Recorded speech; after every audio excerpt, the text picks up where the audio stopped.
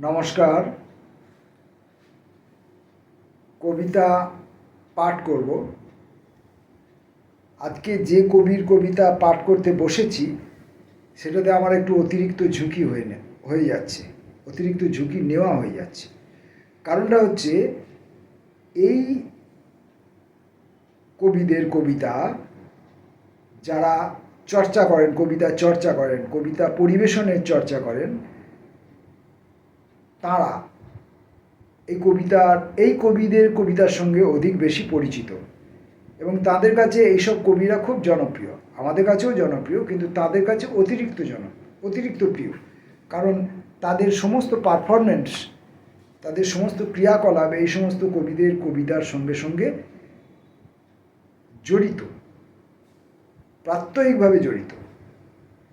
তো আমার অন্য দিনের যে কবিতা আমি পড়ছি, আমাদের মতো পাতি আমলোকেদের কবিতা, কবি শ্রেণীর মধ্যে আমরা যারা পড়ি, আমরা তো পাতি, মানে আমি তো নিজেকে পাতিতম ভাবি। তো বাকিদের পাতি বলার আমার অধিকার যদিও নেই, তবু আমার মনে হয় যে এই সমস্ত কবিদের সঙ্গে তুলনা করলে হয়তো আমরা সেই পর্যায়ে আসি না, আসার কোনো প্রশ্নই ওঠে না। ফলে সেই কবিতাগুলো অনেক মানুষই শুনছেন না বা দেখছেন না, এড়িয়ে চলে যাচ্ছেন, তাদের কোনো আগ্রহ থাকার কথা নয়। কিন্তু যখনই আমি বলবো আমি সুনীল গাঙ্গুলির কবিতা পড়ছি, তখনই হয়তো তারা আমার সুনীল গাঙ্গুলির কবিতার সম্পর্কে আমার টেস্টটা কেমন সেটা জানতে চাইবেন, আর আমি কেমন পড়ছি, কতটা অপটুতার সঙ্গে পড়ছি সেটাও তারা খুব সহজেই বুঝতে পেরে যাবেন। তাই আজকে আমার একটু অতিরিক্ত ঝুঁকি রয়েছে। আমি সুনীল গঙ্গোপাধ্যায়ের একটা, যদিও এটা খুব বিষয়টা, সাবজেক্টটাও খুব জনপ্রিয় এবং খুব পরিচিত, নীরা আমার জন্ম কবচ, সুনীল গঙ্গোপাধ্যায়ের এই বইটি থেকে আমি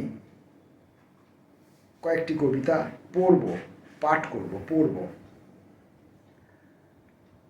আগুনের হলকার মতন। সম্রাট শাহজাহানের চেয়ে বিল গেটস অনেক বেশি ধনী, কিন্তু তিনি তাজমহল বানাবেন না। ভালোবাসা এখন আর মর্মরে নেই পাহাড় চূড়ায়, সন্ধ্যার হলুদ মেঘে তার নর্ম। স্বপ্নের নির্মাণগুলি চকিতে মিলিয়ে যায়, হাওয়ায় ভাসে তীব্র অতৃপ্তির আগুনের হলকার মতো নিঃশ্বাস, যেন একটা ক্রুদ্ধ ড্রাগন লেজ আছড়াচ্ছে এই শতাব্দীতে। বিল গেটস তাজমহল বানাবেন না, তারা তাদের ব্যবসা বাণিজ্য ক্রমশই বাড়িয়ে যাবেন।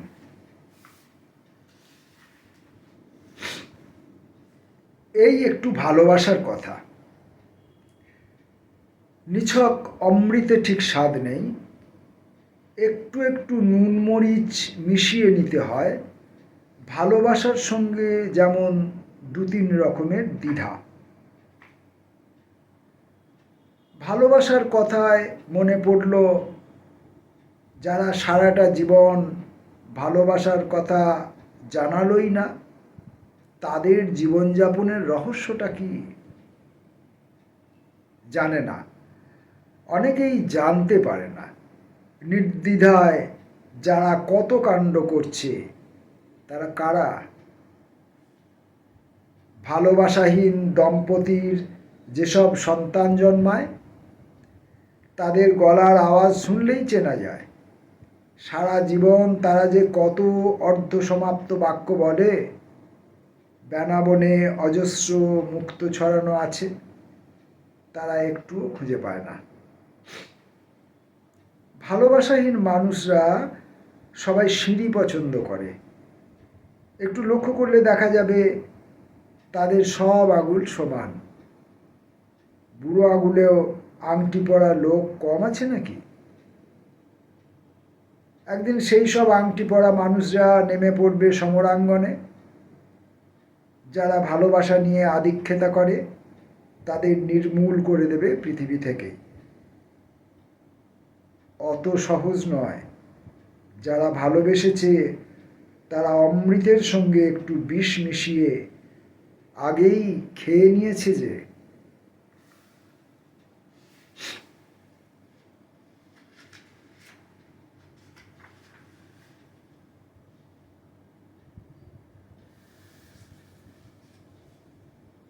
নিরুচ্চার বৈদুর্যমণির মতো বৃষ্টির মধ্যে চৌরাস্তায় তুমি ট্যাক্সি খোঁজাখুঁজি করছিলে, আমি তখন চলন্ত ট্রামের জানলায়। কেন নেমে পড়িনি? উঠে দাঁড়াতেই কে যেন পা মারিয়ে দিল। ট্রামটা রেসের ঘোড়ার মতন ছুটতে লাগলো থামার কথা ভুলে। যেন প্রতিশোধের আনন্দে খলকল করে হেসে উঠল যাত্রীরা। তারপর অন্ধকার ঘনিয়ে এলো, বদলে যেতে লাগলো দৃশ্য। আমাকে নামিয়ে দিল একটা অচেনা দেশে। পথঘাট কিছুই দেখা যায় না, শুধু শোনা যায় একটা নদীর ছলচ্ছল শব্দ। আকাশে একটাও তারা নেই, কোনো বর্ণ নেই। তবু যে কথাটা তোমাকে বলা হলো না, সেটা এখানেই দাঁড়িয়ে বলতে হবে। নিরুচ্চার বৈদুর্যমণির মতন কথাটা জ্বলজ্বল করছে বুকের মধ্যে।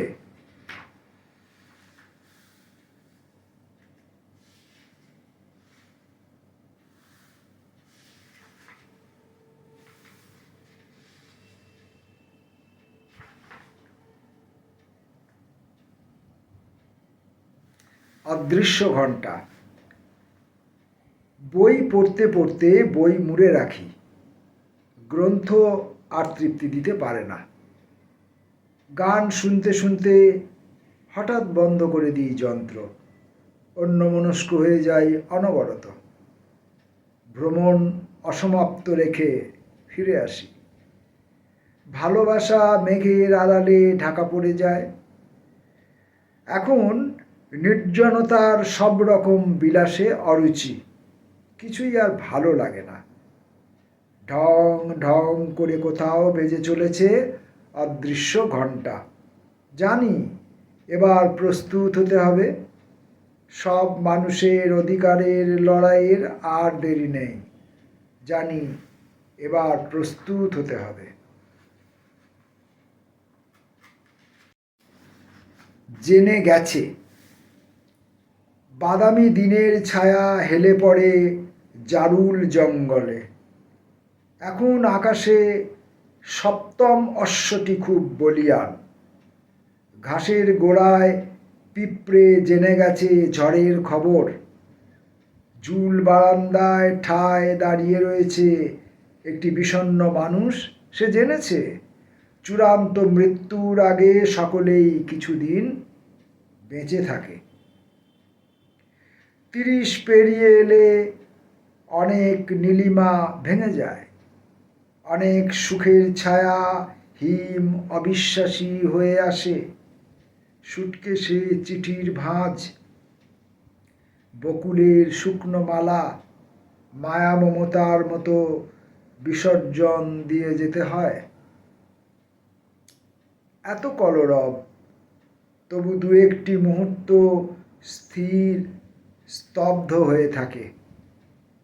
মানুষের শান্তিময় পৃথিবীর স্বপ্ন ভেসে যায়। ঝুল বারান্দায় শুধু দাঁড়িয়ে রয়েছে একটি বিষণ্ণ মানুষ। সে জেনেছে চূড়ান্ত মৃত্যুর আগে রাশি রাশি অপূর্ণ বাসনা বেঁচে থাকে।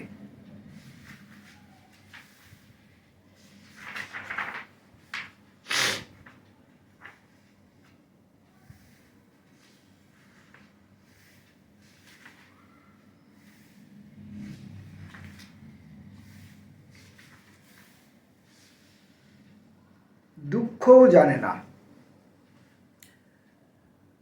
চোখে চোখ লেগে থাকে, শরীর নীরব।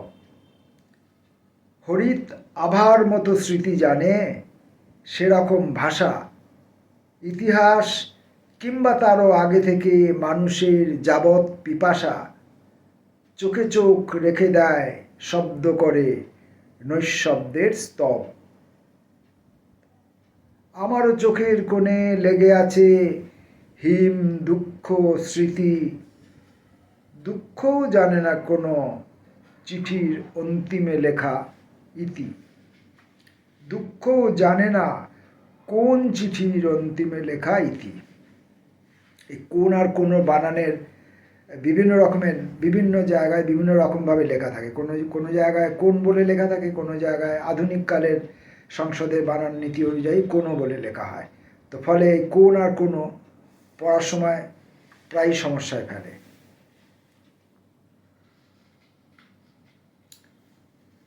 আমি বুঝি কেউ না,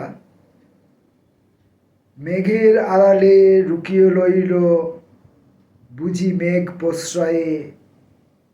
তাহলে মেঘকে বলি, মনে আছে আমি কে? শান্তি মিছিল তছনছ হলো, তারপর নয়ে ছয়ে সামনে অন্ধ গলি, যে পেরুলো আমি সে। পেরিয়ে কোথায় দিগন্ত ভেগে কত আশ্রয় খোঁজা, দুপায়ে পেরেক ক্ষত। গুলিয়ে উঠল গা, মেঘ মনে আছে? কৃষ্ণ বাদলে আমার চক্ষু বোঝা, পুলিশেরা থতমত, আমি বুঝি কেউ না। শান্তি মিছিল ভাঙে তবু গড়ে যেমন নদীর ধারা।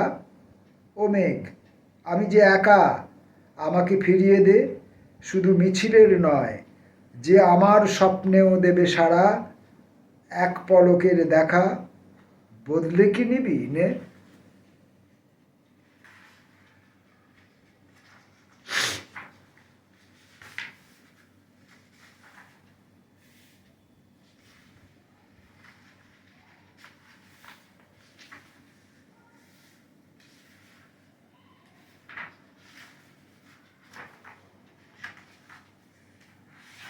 একটি বড় কবিতা আছে,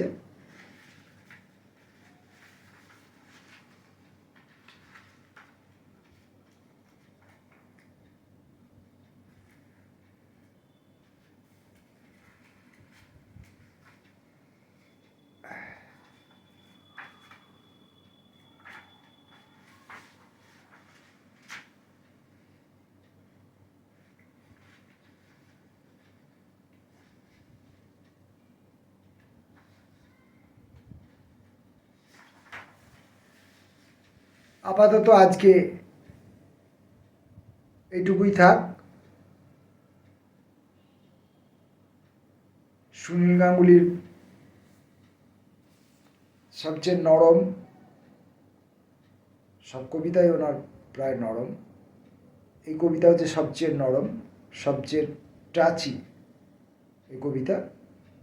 আমার পরিবেশন গুণে হয়তো খানিকটা খরতা পেতে পারে, খানিকটা অস্পষ্টতা পেতে পারে, কিন্তু আমি তো কবিতা পড়তে বসেছি, আমার কাছে তো কোনো বাছাবাছি নেই।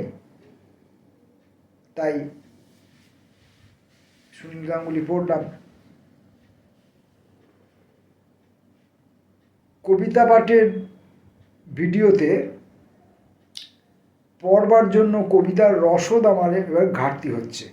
অর্থাৎ একই কবির কবিতা বা একই বই থেকে কবিতা বারবার পড়লে এই ভিন্নতাটা পাওয়া যাবে না। তা মোটামুটি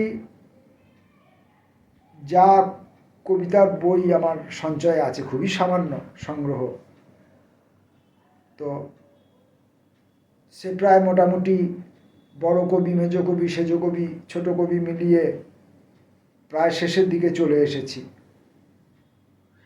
এখন নতুন কবিতার বই যদি আমার সংগ্রহে যুক্ত না হয়, তাহলে পরবর্তী কবিতা পাঠের ভিডিওতে আমি কোন কবিতা পড়ব সেই নিয়ে একটা চিন্তার বিষয় দানা বাঁধছে মনে। আর সংগ্রহ করার নেশাটা আজীবনকালই আমার মধ্যে খুব কম। ফলে আমি যে অচিরেই কিছু কবিতার বই সংগ্রহ করে উঠতে পারবো তেমনটা আপনাদের কথা দিতে পারছি না। নমস্কার।